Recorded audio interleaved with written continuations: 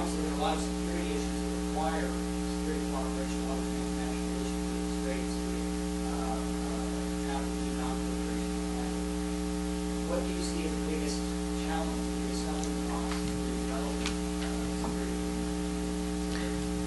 Well, the biggest challenge is the mutual mistrust, which takes a long time to get over. And incidentally, I should have mentioned this, there are no bilateral trade agreements among China, Japan, and Korea, the three spokes, because they haven't been able to pull that off. But going back to your question, the biggest challenge, as I said, is mutual mistrust. But short of security agreements, which I think are not going to happen in the old sense of the sort we have, with the sort we have with Thailand or Philippines. Short of that, there are beginning to emerge 2 or 3 country agreements to deal with specific security challenges. And I'm thinking of something called the Eyes in the Sky initiative involving Indonesia, Malaysia, and Singapore in response to the piracy attacks around the Strait of Malacca. And what the real catalyst for this significantly was piracy attacks were mounting in the 90s, but finally Lloyd's of London raised the premium on insurance for ships going through, and of course that woke everybody up and got all the ship owners worked up. So beginning with naval patrols and now airborne patrols, the 3 countries, Singapore, Indonesia, and Malaysia, actually climb into each other's airplanes and share information on pirates. I mean, the joke is that at least at the beginning, people from one country were so interested in finding out what equipment the other guy had that they weren't looking down at the Strait of Malacca. I mean, there's limits on this. I mean, ground-based radars, which are now in place, are probably much more effective, and more effective, most effective of all, of course, is better domestic surveillance, because that's where these piracy attacks are planned, on land. But nevertheless, I mean, that, I think, would not have been possible a while back. I also think, I'm told anyway, when I visited ASEAN headquarters, that police cooperation dealing with criminals and smugglers and so on has been growing, and there is more information exchange on that. There's more rescue at sea cooperation. Again, it tends to be bilateral.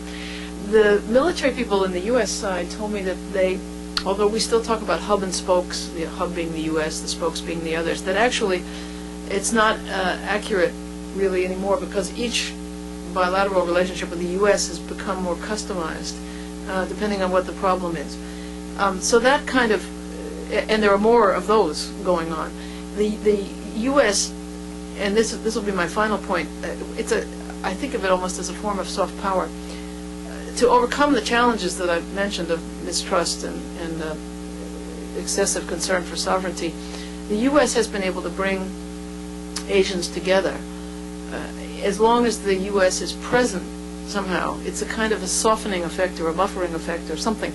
And one example is the so-called Cobra Gold exercise, which is a U.S.-Thai exercise in its origin, but over time more and more Asian countries have participated in it.